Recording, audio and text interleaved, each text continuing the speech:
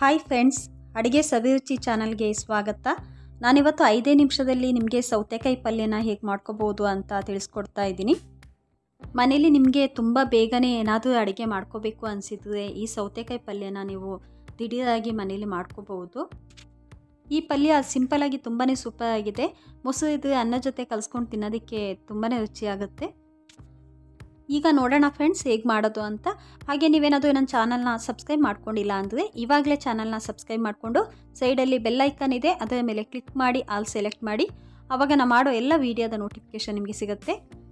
ಹಾಗೆ ವಿಡಿಯೋನ ಕೊನೆ ತನಕ ಮಿಸ್ ಮಾಡ್ಕೊಳ್ದೆ ನೋಡಿ. ಈಗ ಇದನ್ನು ಮಾಡೋದಕ್ಕೆ ನಾನು ಮೊದಲಿಗೆ ಒಂದು ಸೌತೆಕಾಯಿ ತೊಗೊಂಡಿದ್ದೀನಿ.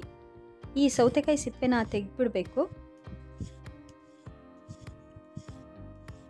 ನಾನಿಲ್ಲಿ ಒಂದು 2 ಮೆಂಬರ್ಸ್ಗೆ ಆಗುವಷ್ಟು ಸೌತೆಕಾಯಿ ಪಲ್ಯ ಮಾಡ್ತಾಯಿದ್ದೀನಿ.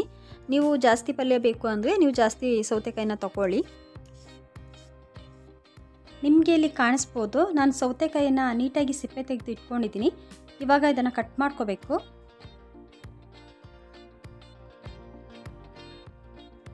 ಈ ಸೌತೆಕಾಯಿ ಪಲ್ಯನ ಅನ್ನದ ಜೊತೆ ಸೈಡ್ ಡಿಶ್ ಆಗಿ ಬಳಸೋದಷ್ಟೇ ಅಲ್ಲದೆ ನಿಮಗೆ ಹೆಲ್ದಿಯಾಗಿ ಏನಾದರೂ ತಿನ್ನಬೇಕು ಅನಿಸಿದಾಗ ಇದನ್ನು ಸಲಾಡ್ ರೀತಿಲಿ ಹಾಗೇ ತಿನ್ನೋದಕ್ಕೆ ಕೂಡ ತುಂಬಾ ರುಚಿಯಾಗುತ್ತೆ. ಆದಷ್ಟು ಸಣ್ಣ ಪೀಸಾಗಿ ಸೌತೆಕಾಯಿನ ಕಟ್ ಮಾಡಿಕೊಂಡ್ರೆ ಪಲ್ಯನ ಅನ್ನ ಜೊತೆ ತಿನ್ನೋದಕ್ಕೆ ತುಂಬಾ ಚೆನ್ನಾಗಿರುತ್ತೆ.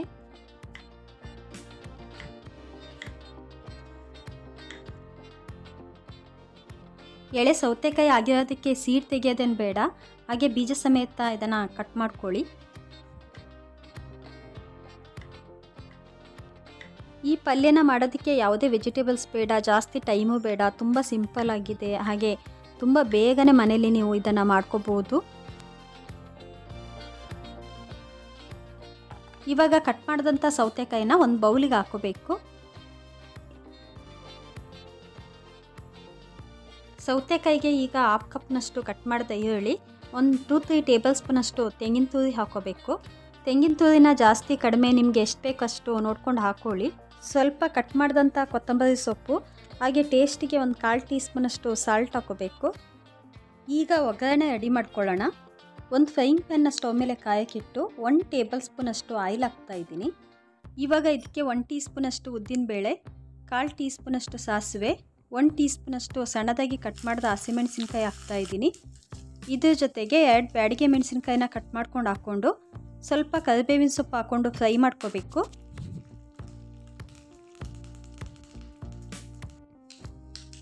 ಈಗ ಫ್ರೈ ಆದಂಥ ಒಗ್ಗರಣೆನ ಸೌತೆಕಾಯಿಗೆ ಹಾಕ್ಕೊಂಡು ಚೆನ್ನಾಗಿ ಮಿಕ್ಸ್ ಮಾಡಿಕೊಂಡ್ರೆ ರುಚಿಯಾದ ಸೌತೆಕಾಯಿ ಪಲ್ಯ ರೆಡಿ ಆಗುತ್ತೆ.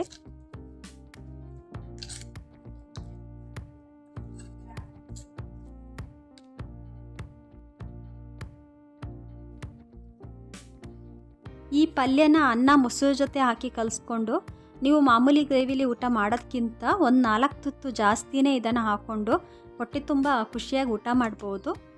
ಜೊತೆಗೆ ಹಪ್ಪಳ, ಸಂಡಿಗೆ, ಉಪ್ಪಿನಕಾಯಿ ಇರ್ತದೆ, ಊಟ ಇನ್ನೂ ರುಚಿಯಾಗುತ್ತೆ. ನೀವು ಕೂಡ ಇಷ್ಟೊಂದು ಸಿಂಪಲ್ ಆದ ರುಚಿಯಾದಂಥ ಸೌತೆಕಾಯಿ ಪಲ್ಯನ ಇವಾಗಲೇ ಮನೇಲಿ ಟ್ರೈ ಮಾಡಿ. ಹಾಗೆ ಹೇಗಿತ್ತು ಅಂತ ನನಗೆ ಕಮೆಂಟ್ ಬಾಕ್ಸಲ್ಲಿ ತಿಳಿಸಿ. ಈ ವಿಡಿಯೋ ನಿಮಗೆ ಇಷ್ಟ ಆದರೆ ವಿಡಿಯೋಕ್ಕೊಂದು ಲೈಕ್ ಕೊಟ್ಟು ಚಾನಲ್ನ ಸಬ್ಸ್ಕ್ರೈಬ್ ಮಾಡಿ. ಸೈಡಲ್ಲಿ ಬೆಲ್ ಐಕಾನ್ ಇದೆ, ಅದರ ಮೇಲೆ ಕ್ಲಿಕ್ ಮಾಡಿ ಆಲ್ ಸೆಲೆಕ್ಟ್ ಮಾಡಿ. ಆವಾಗ ನಾನು ಮಾಡೋ ಎಲ್ಲ ವಿಡಿಯೋದ ನೋಟಿಫಿಕೇಷನ್ ನಿಮಗೆ ಸಿಗುತ್ತೆ. ಹಾಗೆ ಈ ವಿಡಿಯೋನ ನಿಮ್ಮ ಫ್ರೆಂಡ್ಸ್ಗಳಿಗೆ ಶೇರ್ ಮಾಡಿ. ಮತ್ತೆ ಮುಂದಿನ ವಿಡಿಯೋದಲ್ಲಿ ಸಿಗೋಣ. ಬಾಯ್.